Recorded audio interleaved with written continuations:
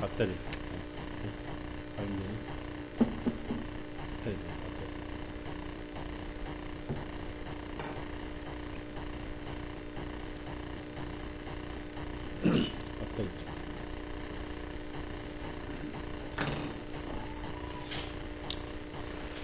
464장입니다. 고난 내 영혼 편히 쉴 곳과 풍랑이 이르도 안전한 포구 폭풍까지도 다스리시는 주의 영원한 발의지에 주의 영원하신 팔 함께 하사 나를 붙드세니 어느 곳에 가든지 요동하지 않음은 주의 팔을 의지함이라. 세상 친구들 나를 버려도 예수 늘 함께 동행함으로 주의 은혜가 충만하리니 주의 영원한 발의지에 주의 영원하신 팔 함께 하사 항상 나를 붙드세니 어느 곳에 가든지 요동하지 않음은 주의 팔을 의지함이라. 능치 못한 것 죽기 없음 일생을 주께 맡기면 나의 모든 짐 대신 지시는 주의 영원한 발의지에 주의 영원하신 팔 함께 하사 항상 나를 붙드세니 어느 곳에 가든지 요동하지 않음은 주의 팔을 의지함이라.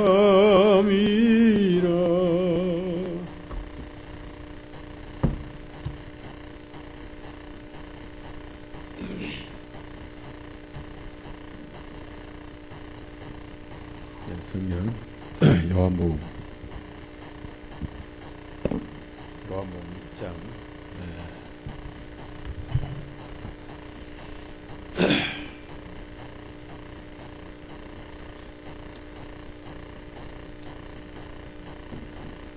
6장 61절에서 60절부터 마지막 절까지 있겠습니다. 이 말씀, 그러므로 주님의 제자 중 여럿이 말씀을 듣고 말하되 이것은 어려운 말씀이로다. 누가 알아들을 수 있으리요 하니 예수님께서 제자들이 그 말씀에 대하여 수근거리는 것을 스스로 하시고 그들에게 말씀하시기를 이 말이 너희에게 걸림되니 그렇다면 너희가 인자가 전에 있던 곳으로 올라가는 것을 보게 되니 어찌하려는 살게 하는 것은 영이니 육신은 전혀 무익하니 내가 너희에게 말한 그 말씀들이 곧 성령이며 그것들이 생명이다. 그러나 너희 중에 믿지 않은 자들도 있느니 이는 예수님께서 믿지 않은 자들이 누구며 누가 자기를 배반하여 넘길 자인지 처음부터 아시기 때문에 주님께서 말씀하시기를 그러므로 내가 너희에게 말하기를 나의 아버지께서 허락하신 자가 아니면 아무도 나에게 올 수 없다고 내가 너희에게 말하였느니라 하시니 그때부터 주님의 제자 중에서 많은 사람들이 물러가고 더 이상 주님과 함께 하시는 일이 아니하시니 예수님께서 12제자에게 말씀하시기를 너희도 떠나가려느냐 하시니 시몬 베드로가 주님께 대답하기를 주님 영원한 생명의 말씀이 주님께 있사오 너희가 누구로 하겠나이까 우리가 주님은 살아계신 하나님의 아들이시 그리스도이심을 믿고 또 확신하나이다 하니 예수님께서 그들에게 대답하시기를 내가 너 12를 택하였을 때 너희 중 하나는 마귀가 아니냐 하시니 주님께서 시몬의 아들 스가랴 유다에게 말씀하셨습니다. 이는 그가 주님을 배반하여 넘기게 될 자로 12제자 중 하나였더라. 기도하십시다.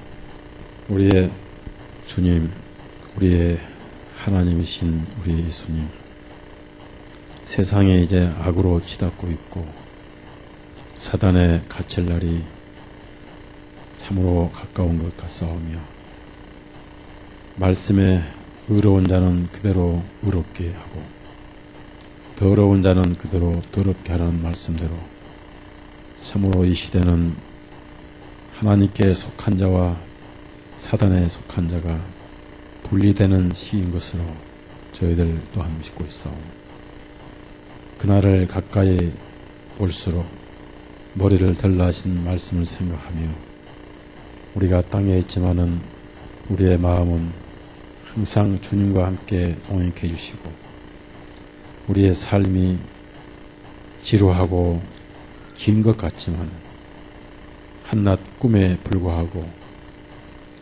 세상의 모든 부귀영화가 바람을 잡는 것과 같다는 사실 말씀을 기억하며 살게 해주시고 이 허망한 세상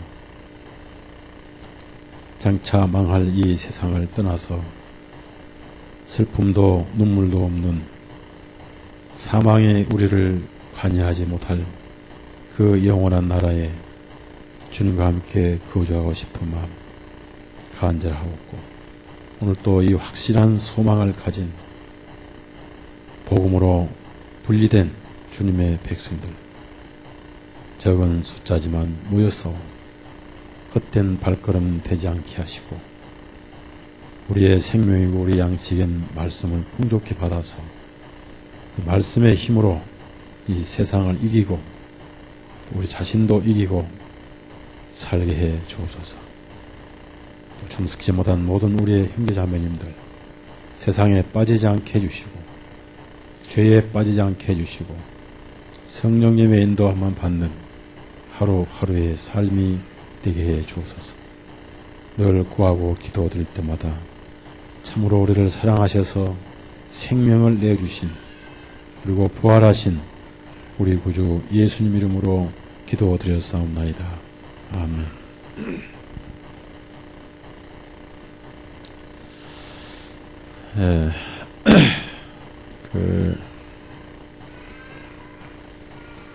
우리 교회에서 이렇게 복음을 듣고 작년에 구원을 받으셨던 노자매님 한 분 계시는데 그분이 이덕희 자매라고 향년 81세입니다. 그분이 어제 소천을 당했습니다. 그래서 어제 갔다가 오늘 또 가서 입관 예배를 드리고 내일 아침에 9시에 발인을 하게 됩니다. 제가 내일 아침에 한 번 더 가서 인도를 할 것인데 그 병원에 계실 때는 굉장히 몸이 비대하셨어요. 비만하시고 거의 한 80kg 되신 그런 거구셨는데 이제 오늘 그 관을 입관 예배하면서 보니까 완전히 짝대기처럼 마르고 참 사람이 이렇게 허망한가를 또 체험을 하고 또 그러한 현장에 이렇게 제가 갔다 왔습니다. 그래서 이 사람은 오늘날 이 영혼이 육신을 떠나게 되면은 그것처럼 비참할 수가 없어요. 그래서 여러 그 겹으로 쌓아서 묶어서 관에 이제 넣는 것을 보고 뚜껑을 닫는까지 보고 왔습니다만은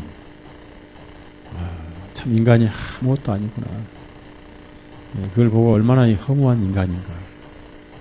그리고 아무것도 가져가지 못할 그것을 가지고 그렇게 싸우고 그렇게 미워하고 시기하고 얼마나 인간이 어리석인 것인가. 그렇게 해서 이제 흙 속에 묻어버리면 1년 내에 다 썩어서 그리고 나무도 몇 년 가면 다 썩어서 결국 한 줌에 흙으로 되는 것이 인생인데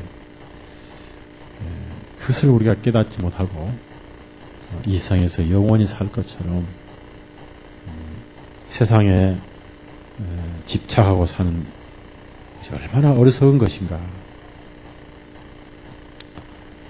그래서 이 성경에 보면은 이것을 깨닫지 못한 자는 멸망하는 짐승과 같다. 그래서 과연 이러한 인생에 어떤 해답이 없다면은 살아야 할 필요가 뭐 있는가? 정말 인간이 이렇게 비참한데 무엇을 위해서 바동바동 살아야 될까? 정말 어떤 해답이 없다면은 그건 사는데 아무런 의미가 없는 것입니다. 그 해답을 찾지 못하고 살아가는 인생들은 참 세상 말로 무식하고 바보고 아주 헛된 삶을 사는 사람들이죠. 그러나 우리에게 이 성경이 있다는 사실은 하나님은 살아계시고 이 우주를 창조하시고 이 우주의 질서 정연함을 보면서 절대자가 계시구나. 또 그분이 속성이 사랑이시기 때문에 그 사랑은 움직인다고 그랬죠. 사랑은 입증돼야 되고 사랑은 드러나야 되고 그래서 세상에 자신을 최대한 낮추셔서 사람이 되셨죠. 그래서 육신을 입으시고 육신의 모양으로 오셔서 실제 우리와 똑같은 음식을 잡수시고 햇볕을 받으시고 공기를 마시면서 우리가 먹는 음식을 드시고 우리가 먹는 마시는 공기를 마시고 물을 드시고 또 우리의 아픔도 아시고 또 슬픔도 아시고 고민도 하시고 이렇게 해서 3번 통곡을 하신 그런 기록을 가지면서 결국 단 한 가지 죄가 없으신 그분께서 그 사랑 때문에 대신 죄에 대한 형벌을 받으시고 정당하게 인간에 대한 값을 치르시고 그리고 이제 부활하셔서 우리의 의로 하늘에 먼저 가 계시죠. 그래서 이 복음을 단순하게 받아들이고 하나님 말씀과 예수님 말씀을 그대로 신실하게 믿는 것을 우리가 구원받았다. 그래서 행위로는 하나님 앞에 갈 수가 없지만은 이렇게 예수님의 공로 때문에 우리 하나님은 우리를 인정하시고 죄 없는 완벽한 의인으로 받아주시는 그래서 하나님을 아버지라 이렇게 부르고 사는 것이 이 성경을 통해서 우리가 그렇게 바꾸어졌습니다. 그러니까 이제 우리에게는 이 해답이 있구나. 인생은 이것이 전부가 아니구나. 라고 그것을 깨닫고 그 믿음과 그 소망을 가지고 세상을 살아가기 때문에 그리스도인은 이 세상에 집착을 하지 않게 되는 것입니다. 그래서 요한복음 6장의 말씀은 여러 가지 그 의미가 많이 있지만은 마침 그 6장 초기에는 배고픈 이스라엘 군중들의 무리에게 특별한 기적으로 이렇게 빵을 나눠주시는 그런 기적이 나옵니다. 그래서 이제 이 요한복음은 6장에 나오고 그 다음에 마태복음에는 이제 이 기록이 14장에 나옵니다. 그러니까 요한복음은 육신적인 이야기는 다 생략이 돼버렸어요. 그리고 아주 중요한 영적인 것만 이제 사도 요한이 이렇게 기록을 했습니다. 왜냐하면은 마태복음, 마가복음, 누가복음에는 예수님의 육신적인 그런 기록이 많이 되어 있기 때문에 굳이 요한복음에서는 그걸 반복할 수 없고 필요가 없고, 그래서 요한복음에는 마태, 마가, 누가에서 생략된 또 그것을 제외된 영적인 그런 말씀이 많이 기록이 되어 있어요. 그래서 영적이지 않는 것은 생략을 하였기 때문에 여기는 6장에 이 기록이 나오고요. 오병이어의 기록이 나오고, 마태복음에는 이제 14장에 이렇게 나옵니다. 그래서 그 굶주린 그 군중은 사랑을 잃어버린 인류의 모습이죠. 왜 인간은 허전하고 왜 죽어야 되는가? 하나님의 형상인데 왜 죽어야 되는가? 왜 아파야 되는가? 왜 고통을 당해야 되는가? 이러한 모든 문제들을 인류 역사에 해결하려고 수많은 사람들이 그걸 찾고 해서 만든 것이 이제 종교죠. 종교로도 안 되니까 이제 만든 것이 철학인데, 철학이란 뭡니까? 거슬러 올라가니까 기껏 하나 해결된 것이 여신 하나 만드는 거예요. 여신. 필로소피아가 뭐냐면 여신을 사랑한다는 뜻이에요. 필로는 사랑이란 말이고 소피아가 여신입니다. 여신. 그러니까 인간은 찾아 올라갔더니 기껏 여신 하나 발견한 것이다. 이것이 철학이라는 거예요. 그러니까 그리스도인들은 철학 박사가 원래 좋지 않습니다. 좋지 않고 그리스도인들은 박사가 딱 하나가 필요해요. 믿음 박사라면 충분해요. 믿음 박사. 다른 박사 다 받아 지옥 가지만 믿음 박사 받으면 천당 가요. 확실해요. 그러니까 철학 필로소피아. 여신을 사랑한다. 소피아를 사랑한다. 그런 뜻이기 때문에 아주 안 좋습니다. 그런데 이 굶주린 군중을 오병이어 보리떡으로 배불리 먹이시고 남기셨다. 남은 것은 은혜가 넘친 것 도움이 되고, 또 먼 훗날 이방인들이 이러한 그 은혜를 받을 것을 이제 보여주실 뿐 아니라 예수님 자신을 은혜를 이렇게 사람들에게 나눠주는 그림자예요. 그래서 이것을 이제 예수님 나중에 설명을 하시면서 많은 사람들이 이제 예수님을 찾아왔어요. 그런데 이제 밤에 배가, 예수님은 산에서 기도하시고 밤에 이제 배가 제 아들을 태우고 이제 배가 가버나움으로 오는데 갑자기 역풍이 불었습니다. 우리가 구원받고 나면 그때부터 세상은 역풍이에요. 역풍이 누가 역풍입니까? 구원 안 받은 자기 가족이 역풍이에요. 따라합시다. 남편 역풍. 따라서요. 남편 역풍, 아내 역풍, 환경 역풍, 직업 역풍, 직장 역풍. 그러니까 구원을 받고 나면은 그때부터 모든 환경이 우리 가는 길을 자꾸 막아서 역풍이 되는 거예요.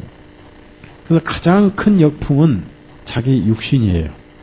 따라합시다. 덜 죽은 육신.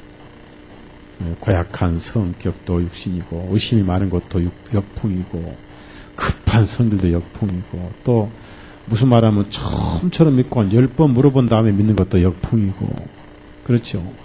좀 어린아이 같이 그냥 바로 믿지 않고 한 10대 번 물어보고 믿는 것도 그건 역풍이고, 그 다음에 게으름도 역풍이고, 뭐든 하여튼 가장 큰 역풍, 우리 육신 역풍. 이것이 이제 우리를 못 가게 자꾸 막아요. 막습니다.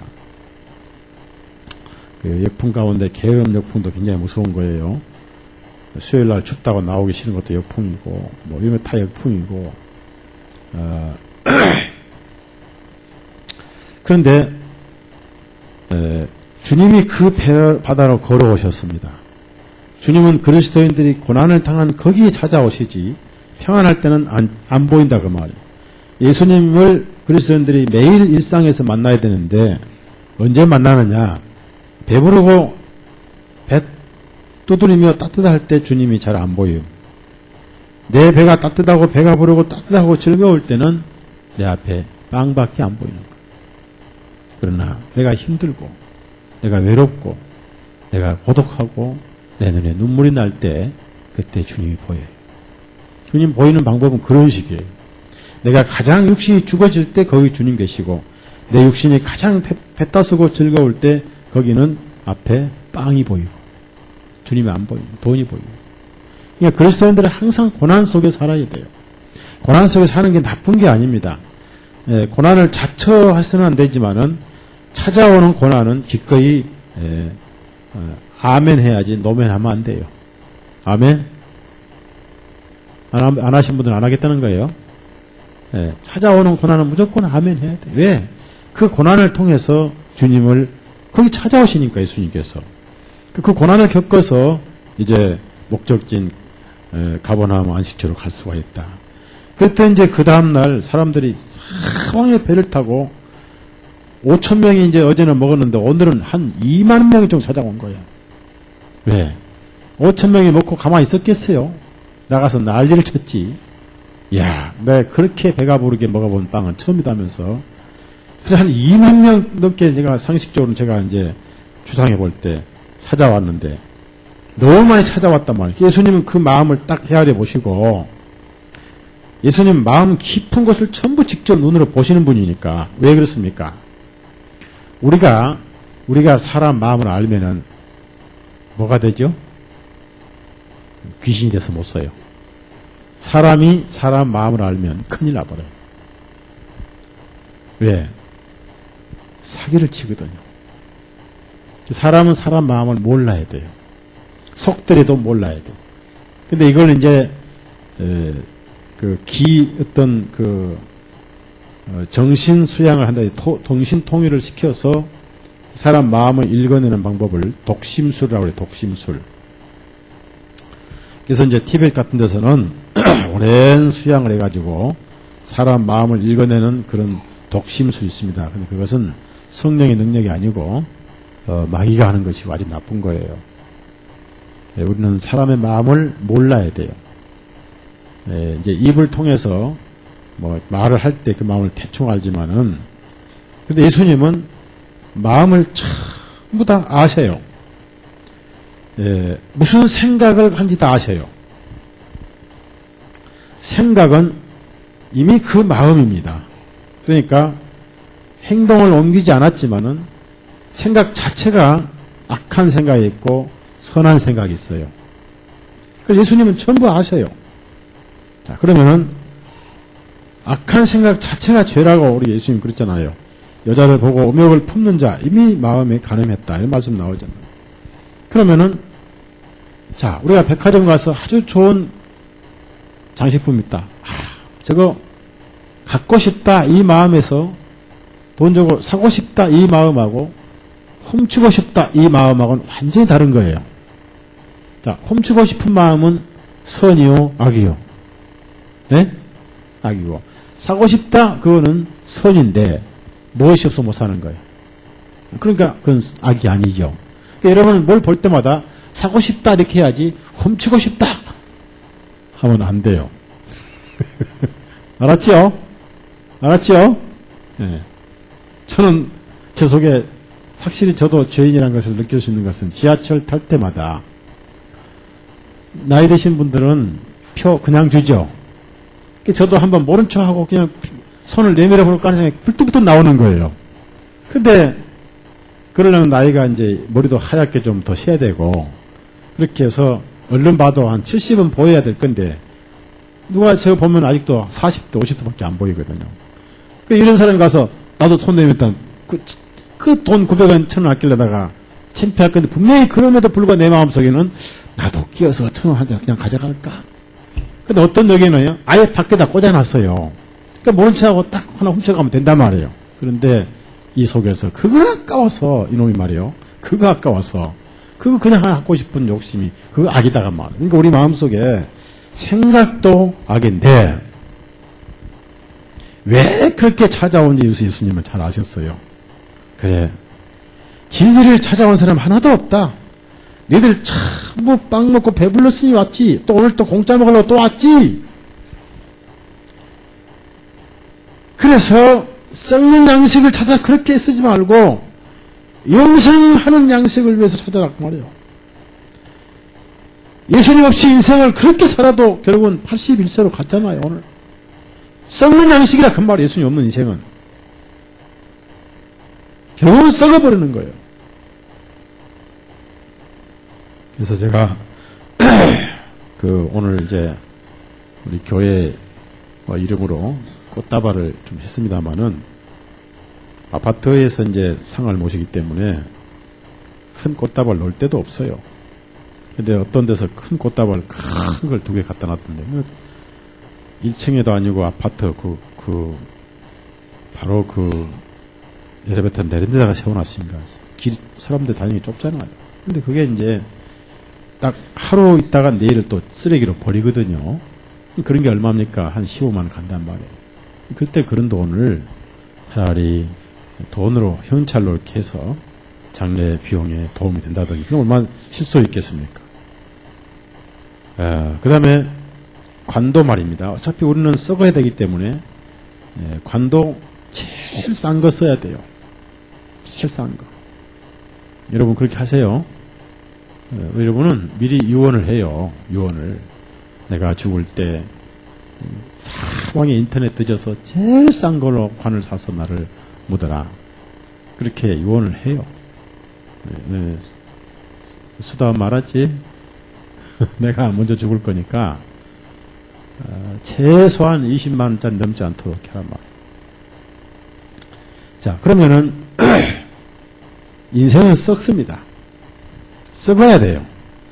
흑인이 흙으로 돌아가야 되고, 인류 역사가 전부 한 줌의 흙으로 변해버렸어요.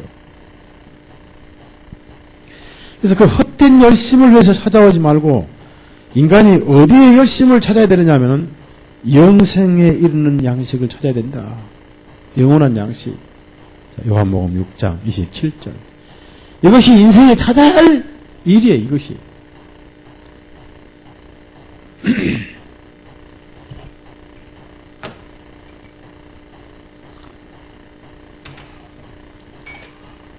인간이 아니라면은 썩는 양식을 먹어야 돼요. 찾아야 돼요. 그러나 인간이라면은 영생하는 그 양식을 찾아서 뭔가 찾아야 된다고 말입니다. 그 일이란 것은 그걸 찾아서 열심을 내라 그런 뜻입니다. 자, 요한복음 6장 27절 시작. 썩어 없어질 양식을 얻으려고 수고하지 말고 영원한 생명에 이르는 양식을 위하여 하라. 이것은 인자가 너희에게 주리니 이는 아버지 하나님께서 그를 인치셨기 때문이다. 자, 누가 주느냐? 내가 그걸 주겠다는 거예요. 이렇게 자신만만한 분 세상에 어디 있습니까? 만약에 예수님이 못 주시면 희대의 사기꾼이죠. 그렇죠? 희대의 사기꾼인 거예요. 그래서 그 빵을 먹어서 배가 부른 것, 그 빵을 찾으러 온 것처럼 예수님을 찾아야 되고, 그랬더니 우리는 광야에서 만나 먹은 역사가 있습니다. 그거 먹은 사람은 또 죽었다. 나야말로 하늘로부터 내려온 빵이다. 라고 이제 그 빵을 시작해서 예수님이 생명의 양식임을 쭉 이렇게 여러 차례 설명을 해주시면서 마지막에 그럼 도대체 그 빵은 무엇이냐? 그 빵은 바로 나의 살이다. 이렇게 잘 나가다 어디로 빠져버렸어요? 예? 이거 내 살이다. 그러니까 세상에 살도 포동포동하고 하얀 우윳빛 같은 그런 그런 여자의 살 같으면 이해 가요. 이거는 30년 동안 목수전에 피쩍 말라가지고 말이에요. 그 살을 주겠다니 차라리 오징어를 뜯어먹고 말지. 안 그래요? 자, 50절 51절. 그러니까 사람들이 그 희한하게 놀랄 수밖에 없죠. 왜? 육적인 사람은 영적인 말씀을 못 들으니까. 자, 50절 51절부터 52절. 그러니까 유대인들이 그럴 수밖에 없죠. 육에 속한 사람은 무슨 말인지 모르니까 50절, 51절, 52절 시작. 이 빵은 하늘에서 내려온 것이니 사람이 이것을 먹으면 죽지 아니하리라. 나는 하늘로부터 내려온 살아있는 빵이니 누구든지 이 빵을 먹는 자는 영원히 살리라. 또 내가 줄 그 빵은 이 세상의 생명을 위하여 주는 나의 살이니라 하시니. 아니 살이 어느 정도 좀 부드럽다든지 하다못해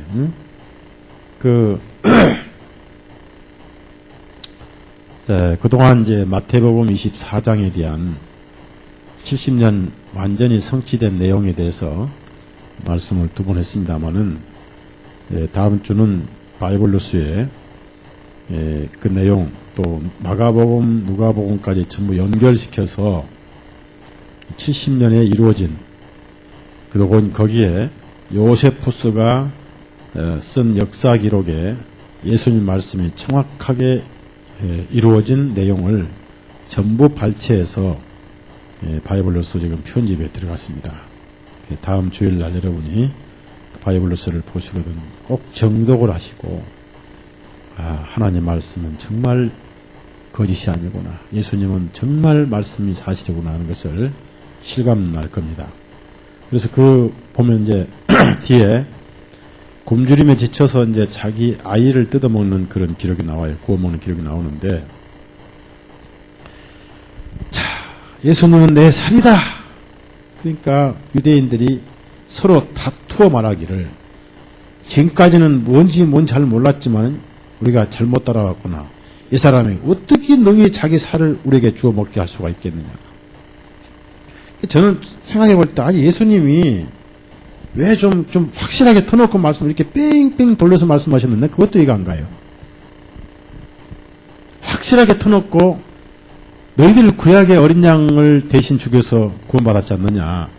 이제 내가 하나님께서 보내신 어린 양으로 너희들 대신 죽을 것이다. 이렇게 좀 확실하게 설명을 하셨으면은 될 건데, 그렇게 말씀하시면 더 안 믿을 거다. 왜? 예수님을 외모로 볼 때는 저만 또 훨씬 더 못했어요. 훨씬 더 못했어요. 외모로 볼 때는. 그런 분이 하늘에서 내려온 희생양이 계속 오셨다.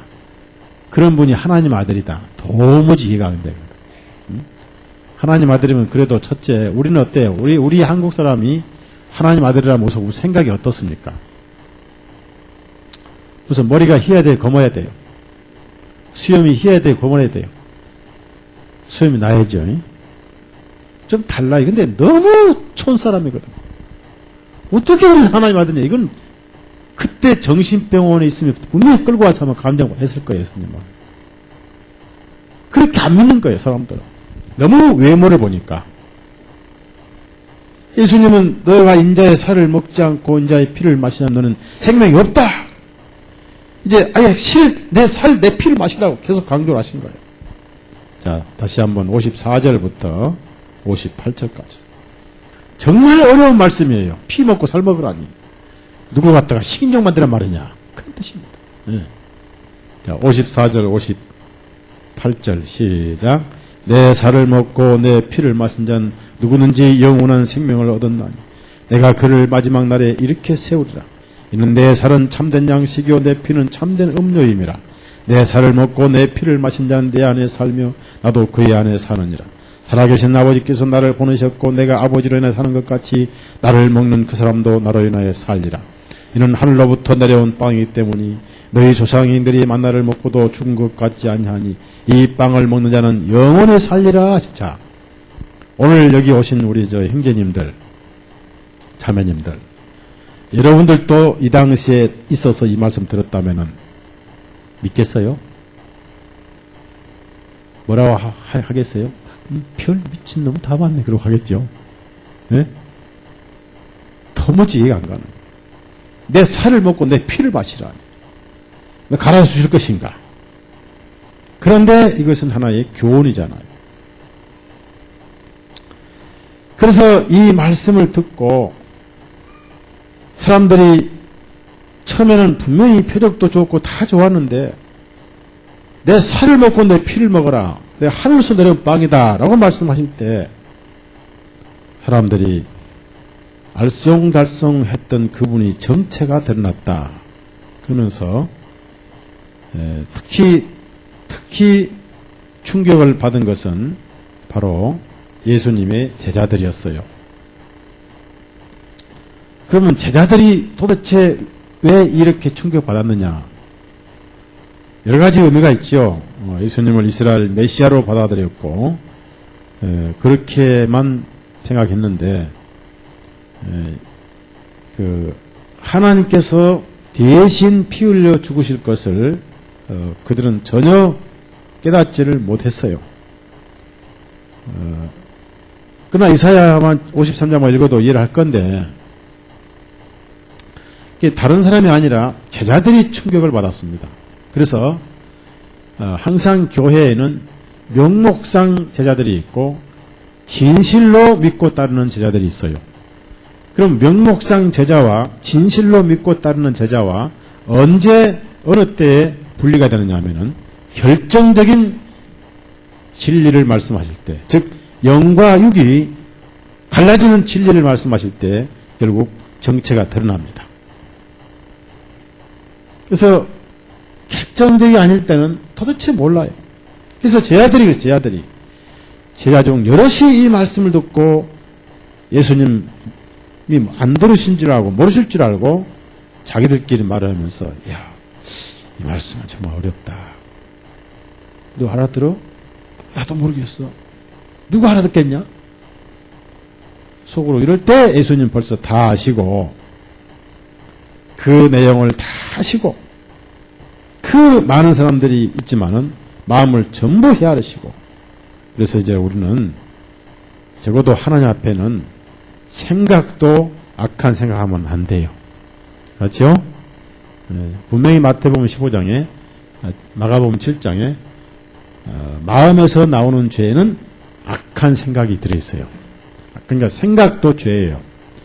어떤 사람은 생각만 하고 행동에 안 옮기면 죄가 아니지 않습니까? 그런데 그건 주님 말씀을 잘 모르는 거예요. 잘 몰라서 그래요. 생각 자체가 육신의 생각은 무조건 죄입니다. 자, 마가복음 7장. 그러니까 생각도 선한 생각만 해야 돼요. 성령의 생각만 해야 돼요. 근데 그거 되냐 그 말이에요. 자, 마가복음 7장 21절부터 23절까지 시작. 이는 속에서 곧 사람에서 나오는 악한 생각과 간음과 음행과 살인과 도둑질과 탐욕과 사악함과 속임과 세욕과 간음과 신성을 모독함과 교만과 어리석음이니 이 모든 악한 것들이 속에서 나와 사람을 더럽히니. 여기서 악한 생각이잖아요. 그 생각을 전부 아셨습니다. 아시고 말씀하시기를 세상에 내가 빵이다, 하늘로 내려온 빵이다, 내 살을 먹으라, 내 피를 마셔라 하는 이 말 때문에 너희들 마음에 걸렸다면은 그럼 앞으로 더 큰 사건이 있을 것인데 내가 하늘로 올라가면 너희들은 그럼 어떻게 받아들이겠느냐? 왜냐하면은 감히 예수님이 하늘로 올라간다는 것은 꿈에도 상상을 못하기 때문에. 맞죠? 아니, 하늘로 올라가려면 어느 정도 그래도 신선 모습이 보이고 아니면 점프를 좀 하신다든지 아니면은 뭐예요? 요즘에 뭐죠? 영화 할 때만 높은 데 뛰어내리는 게 있잖아요. 예? 예, 뭐 번지 점프도 있고 또 뭐 스카이 뭐도 있고 스파이더맨도 있고. 이 말씀은 예수님이 하늘에서 내려오신 분이란 것을 입증하시는 거 아니겠어요? 자, 요한복음 3장 13절. 그래서 여기에 우리가 덮어 있으면요, 진리가 안 믿어져요. 그러니까 참 육신의 꺼풀이 벗겨져서 이 하늘에 속한 말씀이 믿어진 것 자체가 하나의 기적입니다. 기적. 그 신비한 거예요. 그래서 믿음은 모든 자의 것이 아니라고 그랬어요. 요한복음 3장 12절에서 13절, 12절, 13절 읽습니다. 시작. 만일 내가 너희에게 땅의 일을 말하여도 너희가 믿지 아니하거든 하물며 만일 내가 하늘의 일들을 말하면 너희가 어떻게 믿겠느냐. 그러므로 하늘로부터 내려오니 곧 하늘에 있는 인자 외에는 아무도 하늘로 올라가 자가 없느니라. 자, 그래서 내가 하늘로 올라가면 과연 너희들은 기절하겠구나 그런 말. 예? 이제 곧 가는데 그 말입니다. 이제 곧 간다 그 말입니다. 곧 가신다 그 말, 하늘로 이제. 그 말은 죽으셨다가 부활하셔서 하늘에 있던 자로 가시겠다는 거예요. 이건 도무지 이스라엘 사람들 말로는 이해가 안 가는 거예요. 있을 수 없는 거예요. 구약에 이제 에녹이 갔다. 엘리야가 올라갔다. 그건 믿을 수 있겠지만은 예수님 표적은 어디가 봐도 엘리야 근처도 못 가고 그 초라한 목수의 아들이 뭘 어쩐단 말이냐. 그래서 우리가 사람을 외모로 보지 말라고 그랬죠. 그렇죠? 정말 외모로 보면 안 돼요. 에베소서 4장을 좀 봅니다. 에베소서 4장. 에베소 4장 8절에서 10절까지. 정말 우리 예수님은 하늘에서 오신 하나님이시고 다시 하나님의 권능의 자리에 가신 거예요. 하나님의 자리에. 그래서 예수님이 하나님이십니다. 8절부터 10절까지 읽습니다. 그러므로 말씀하시기를 그분께서 높은 곳으로 올라가실 때에 사로잡힌 자들을 사로잡아 이끄시고 사람들에게는 선물을 주셨다 하셨느니라. 이제 올라가셨다 했은즉 그분께서 먼저 땅의 낮은 곳으로 내려가신 것이 아니면 무엇이냐. 내려가셨던 그분께서 모든 하늘보다 높은 곳으로 올라가신 바로 그분이시니 모든 것을 충만하게 하려 하심이라. 높은 곳으로 올라가신, 더 높은 곳으로. 내가 이제 곧 올라가는데 그럼 어떻게 할 것이냐. 그래서 주님께서 하신 것은 그래 영이 살지 육은 아니다. 다시 요한복음 6장 여기서 그 유명한 말씀을 하신 거예요. 63절 제가 읽습니다. 살게 하는 것은 영이니 육신은 전혀 무익하니라. 그래서 지금까지 그 육신적인 얘기가 아니라 영적인 얘기인데 영을 살게 할 것이다. 지금 육신을 살게 하러 온 것이 아니다. 그리고 나중에 부활 때 육신은 살죠. 그러시면서 내가 너희에게 말한 그 말씀들이, 지금까지 말한 그 말씀들이 곧 성령이며 그것들이 생명이니라. 그러니까 여기서 이제 성령님과 영이 구별돼요. 성령님은 대문자 스피리트고요. 영은 소문자 스피리트인데 우리 영을 살게 하는 거예요. 우리 영이 처음에 죽었어요. 영이 죽었다 그 말은 무슨 말입니까? 영의 활동은 양심입니다. 양심. 그러면 양심이 걸려서 하나님을 볼 수 없는 상태가 영이 죽은 거예요. 영이 살았다 그 말은 양심이 평안하다 그 말이에요. 양심이 하나님 앞에 아주 깨끗하게 아주 자연스럽고 담대하게 하나님과 교제한 상태가 영이 산 상태입니다. 영이 죽었다 그러니까 사람이 육신이 아무리 살아서도 양심에 죄가 걸리면 영이 죽은 거예요. 그것을 허물과 죄로 죽었다.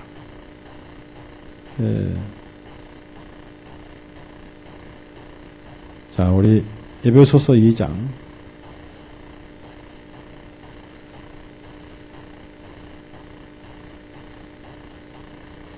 그러니까 영이 죽었다고 말은 양심이 죄에 걸린 상태가 죽은 거예요. 양심이 깨끗해져 버리고 하나님 앞에 걸리지 않게 된 것을 영이 살았다. 그걸 살려준다고 말해요. 육신을 살리러 오신 분이 아니다. 그래서 빵을 말한 게 아니다. 그런 얘기. 에베소서 2장 5절. 5절 읽습니다. 우리가 죄들로 인하여 죽었을 때 우리를 그리스도와 함께 살리셨고 너희가 은혜로 구원을 얻은 것이야. 그래서 죄들로 인하여 죽었을 때 이게 그래서 그 영을 살려주시다 말이에요. 그래서 예수님의 말씀이 영이고 성령이며 생명이다. 이제 직선적으로 얘기를 하십니다. 다시 한번 64절, 요한복음 64절. 그런데 너희 중에 믿지 아니하는 자가 있다. 믿지 않은 자가 있다.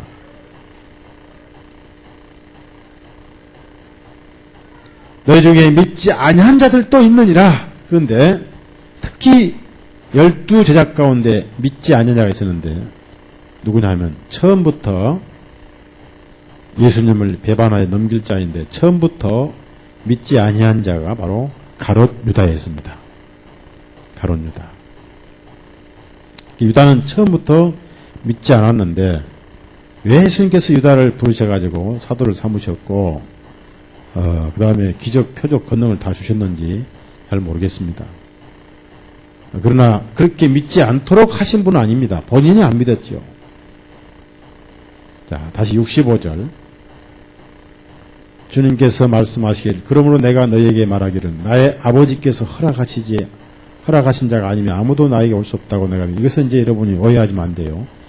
예정론이 아닙니다. 이때는 성령님이 오시기 전이에요. 그럼 성령님이 오신 다음에는 성령님과 말씀이 믿게 하셔요. 그리고 구약에도 사실상 아버지는 바로 말씀이에요. 하나님 말씀이잖아요. 그러니까 예정론으로 오해하시면 안 됩니다. 자, 66절 제가 읽습니다. 여기서 영과 육이 확연히 갈라졌어요.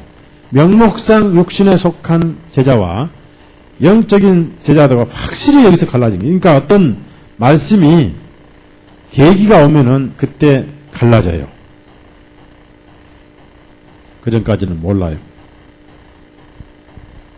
그 말씀을 소화하고 그 말씀을 영적으로 이해하고 깨닫는 것은 속에 성령이 계신다는 겁니다. 성령님으로서 깨달을 수 있는 말씀을 전하는데도 그때 못 깨닫는 것은 육에 속한 자라 그 말이에요. 그러니까 결국은 성령님의 없고 육에 속한 자였기 때문에 성령님 믿고 확실히 믿음이 있는 사람들은 남았고 근데 제가 재미있는 것은 정말 구원받고 그 말씀을 깨닫는 사람은 너무 소수였고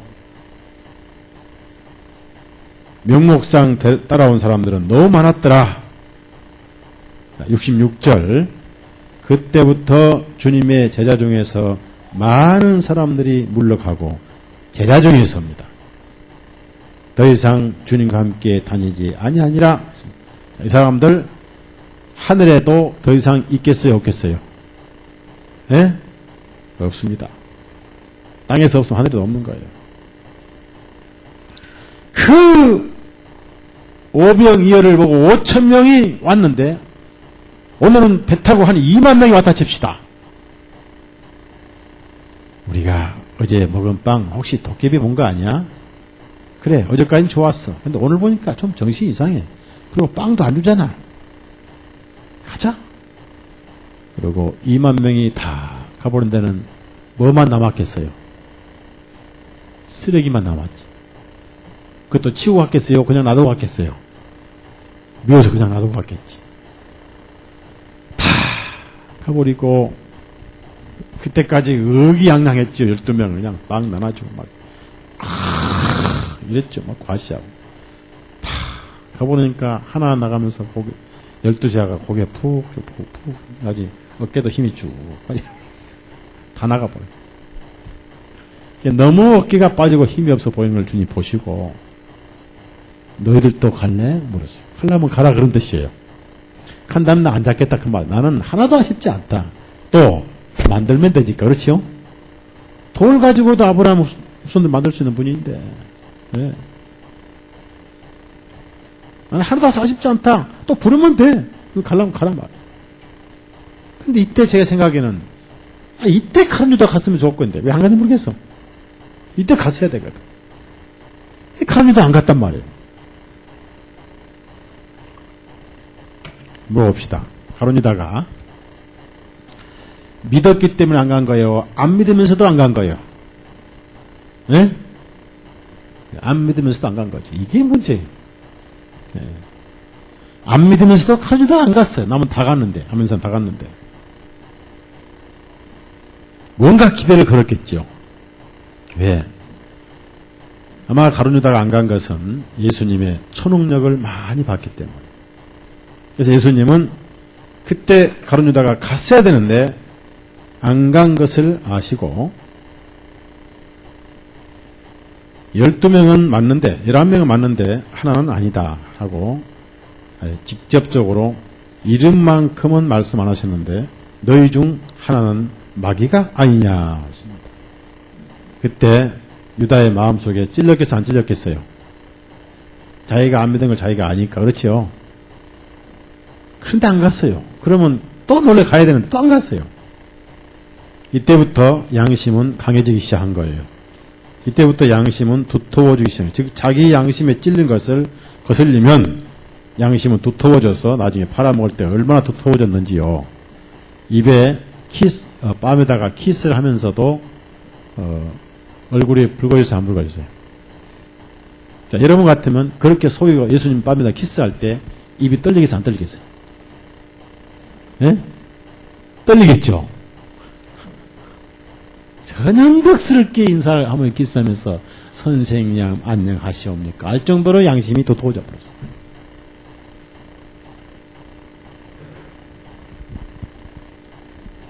불쌍한 사람. 그래서 사단에게서 쓰임받았죠. 70절 71절에 예수님께서 그들에게 대답하시기를 내가 너희 12를 택하였으되 너희 중 하나는 마귀가 있냐. 나중에 실제로 마귀가 들어갔습니다. 자, 13장 13. 실제로 들어갔어요. 생각도 넣어줬고 실제로 들어가 버렸어요. 첫째 13장 1절 보면 생각을 넣어줘. 2절 생각을 넣어줬어요. 자, 13장 자, 13장 2절 시작.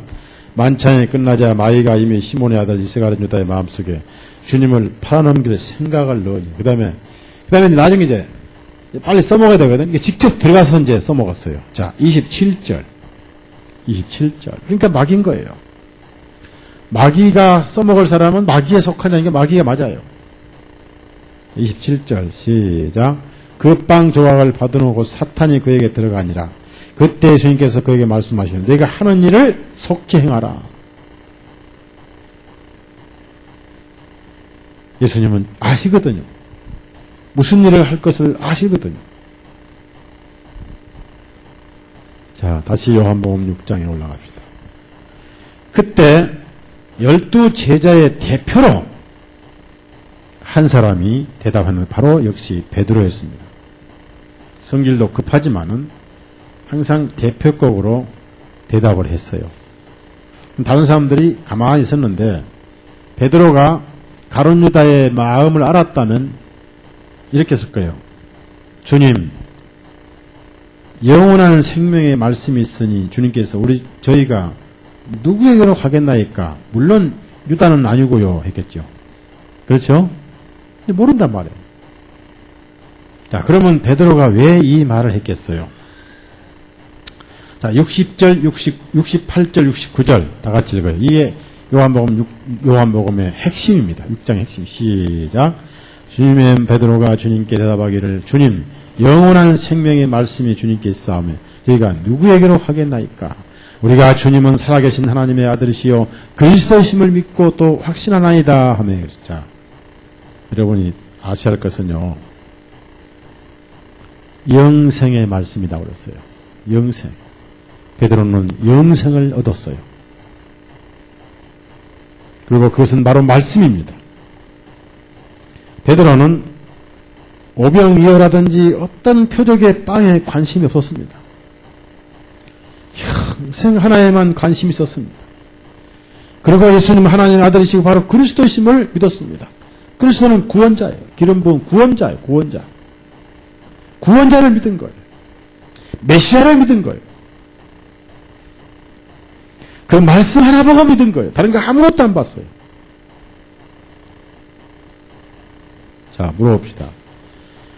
오랜 세월 동안 어부 역할을 한 베드로의 손하고 오랜 세월 동안 30년 동안 어릴 때부터 목수 일을 하신 예수님 손하고 누구 손이 더 거칠겠어요? 네? 예수님 손이 훨씬 더 거칠죠. 외모를 보지 않았다 그 말이에요. 말씀 하나 봤단 말입니다. 그러면 베드로가 어디서 이때 이런 믿음이 있었을까요? 네. 나중에는 주님 절대 돌아가시면 안 됩니다. 이렇게 얘기했던 사람입니다. 제자들은 많은 표적을 체험을 했습니다.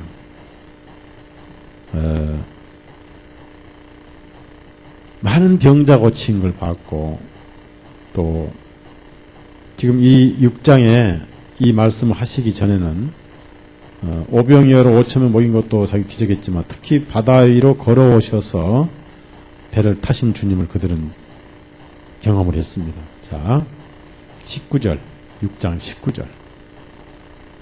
그런데 바다 위로 걸어오신 것은 정말 이것도 초자연적인 기적이지만은 모르겠어요. 뭐 배에다가 바람을 힐컷 들이마시고 자동차 타이어 마냥 들이마시고 또 건널 수 있다고 생각할 수 있지 않겠어요? 그렇죠?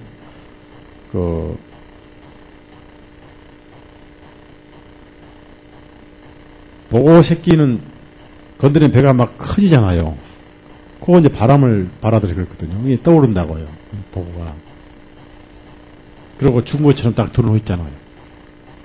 그럼 죽었다는 걸 그럼 또 다시 들어가서 바람 빼고. 그러니까 그렇게 생각할 수 있는 거예요. 자, 19절 시작. 이렇게 그들이 노를 저 25 내지 30스타디온을 갔을 때 예수님께서 바다 위로 걸어서 그 배로 다가오신 걸 보고 그들이 자, 바다 위로 걸어오신 걸 봤어요. 그걸 베드로가 봤습니다. 다 봤어요.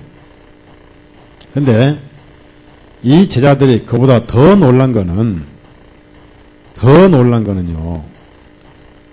자, 마태복음 보니까 14장에서 5,000명을 먹이신 빵의 기적을 행하셨는데 그보다 훨씬 전에 예수님은 제자들이 없을 때 자기들끼리 그 바다에 노를 젓고 갈 때 폭풍이 불었어요. 그리고 주님은 주무셨어요. 자, 그래서 주님을 깨웠더니 주님께서 가만히 앉아 계시더니 우리가 죽어가고 있습니다. 도와주십시오. 그러면 자, 그때 베드로가 깨웠을 때 어떤 희망을 가지고 깨웠을까요? 같이 물 퍼주기를 바랐겠지요? 믿음이 그것밖에 몰라, 제자들은. 지금 일손이 모자라 물을 많이 퍼야 되니 막 물이 섭섭 답이니까. 좀 주무시지 말고 좀 와서 물 좀 퍼주세요! 그렇게 온 거예요. 주님은 정반대예요. 퍼뜩 일어나시든지, 가만히, 바람아! 허용 안 했을래? 바다야! 가만있어! 바람과 파도가 조용! 정말 놀라운 분. 꿈을 꾸고 있었는가 한번 꼬집어 봤어야 될 거예요. 자, 마태복음 8장. 이것은 빵의 기적하기 훨씬 전입니다. 그래서 그 사람들은 도대체 우리가 무엇이 훌륭나 보다 하고 했던 거예요, 그날. 정말 예수님 하나님이시고 창조주입니다, 창조주. 이분을 지금 우리가 믿고 있는 거예요. 우리도 보통 사람들이 아니에요. 우리도 신선들이에요. 아멘.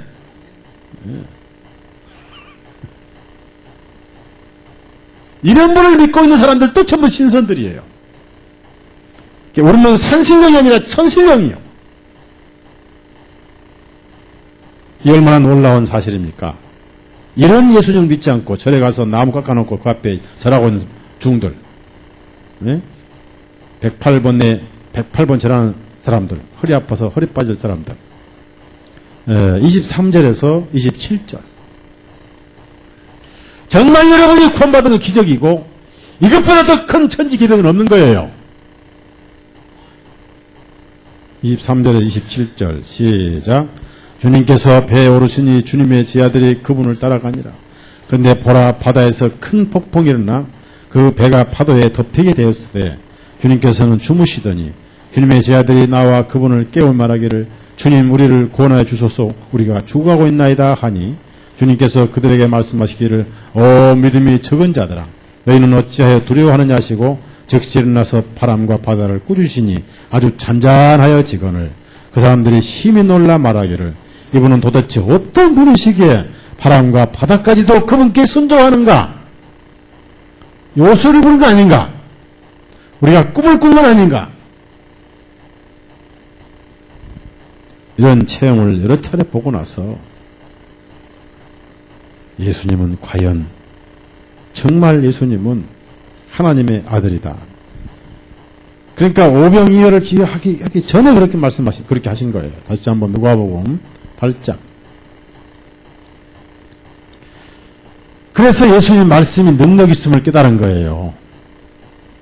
말씀이 능력 있음을 깨달은 거예요. 말씀이. 그 말씀이 영생인 걸 깨달은 거예요.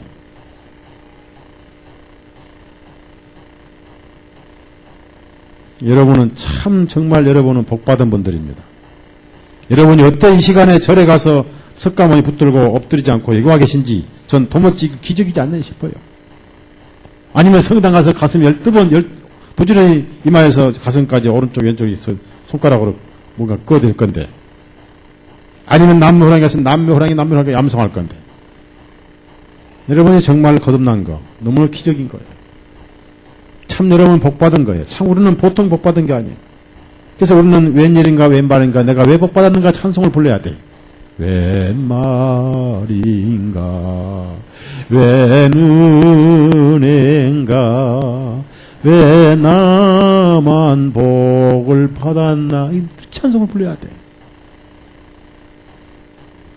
누가복음 8장 22절부터 25절까지.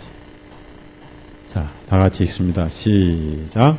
이제 하루는 주님께서 제자들과 함께 배에 오르셔서 그들에게 말씀하시기를 호수 저편으로 건너가자 하시니 그들이 배를 띄워 떠나 그 배를 저가고 있을 때 주님께서 잠이 드셨더라. 그때 호수에 폭풍이 일어나 배에 물이 가득하여 위험하게 되셨더라. 그들이 와서 주님을 깨우며 말하기를 선생님 우리가 죽겠나이다 하니 그때 주님께서 일어나셔서 바람과 사나운 물결을 꾸짖으시니 곧 그치고 고요해지니라.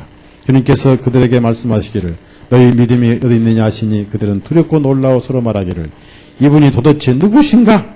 바람과 물에게 명령하시니 그것들이 복종하는도다. 누구시긴 하나님이시지. 그 바람을 창조하신 하나님이시지.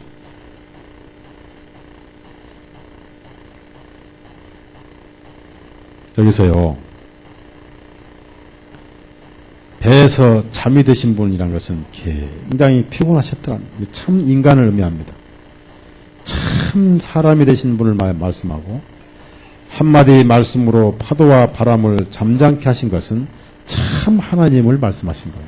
거기서 참 하나님과 참 인간인 신인을 정확하게 보여준 거예요. 그래서 여러분이 구원받은 것에 대해서 처음에 주기도문 부지런히 암송하고 장로교 다니면서 애정론 분명히 배우고 택자만 구원받는다. 계속 죄를 빌어야 빌 때마다 용서 받는다. 그리고 혀가 약간 5cm 돌아가서 헛소리가 나와야 성령 받은 거다. 이런 것에 굳어 있다가 그것은 성령이 아니고 잡소리다. 주기도문 할 필요 없다. 다 사해 놓으셨다. 이정론이 아니라 온 인류를 죄를 다 담당하셨다. 라고 복음을 들을 때 이 말씀은 어렵도다. 누가 맡겼느냐 하고 가시지 않고 그게 믿어진 게 정말 기적이었어요. 맞죠? 그 다음에 우리는 7년 전에 환란 전에 휴거한다. 그리고 앞으로 유럽에서 적그리스도 한 놈이 나온다. 그리고 바코드가 이제 곧 주민증에 이게 아이칩이 들어가고 그다음에 이제 아이칩이 곧 우리 오른손 이마에 이제 바꿔져 가지고 이제 모든 관공서에 들어가서 뭐 찍으면 딱 나오고 그렇게 해서 이제 그것이 6년의 표다. 그러니까 그거 박으면 안 되고 이제 그리고 우리가 들림 받은 다음에 이제 단도대로 목을 자를 건데 우리는 그 전에 간다? 이렇게 믿었는데 7년 대화는 없다. 다니엘 70일에 끝났다. 예? 666이 바코드가 아니고 로마 카톨릭의 십자가 형식이다. 이 말씀 어렵도다. 누가 믿을 소냐? 가자! 하고 갔어야 되는데 이 남아있는 게 바로 신기한 거예요. 거기다가 마태복음 그래 마태복음은 서기 70년 말씀이고 마지막 2000년 말씀이 짬뽕된 거야. 이 구절은 70년 이 구절은 2000년 그래 주님은 왔다 갔다 하셨어. 그러니까 우리도 왔다 갔다 해야 돼. 근데 여기 와서 아니야 70년에 다 끝난 말씀이야. 이 말씀 어렵도다. 누가 믿겠느냐? 가자. 안 가고 있는 게 여러분이 난 좀 이상해. 왜냐하면 영적인 사람은 깊이 들어갈수록 더 영적인 거예요. 그래서 여러분이 앞으로 더 정확한 진리를 우리 주님 주실 때 거기서 여러분은 낙오되지 마시고 그만큼 육신이 벗겨져서 더 말씀 속에 깊이 들어가서 베드로의 고백이 저나 여러분의 고백이 되시기를 바랍니다. 기도합시다.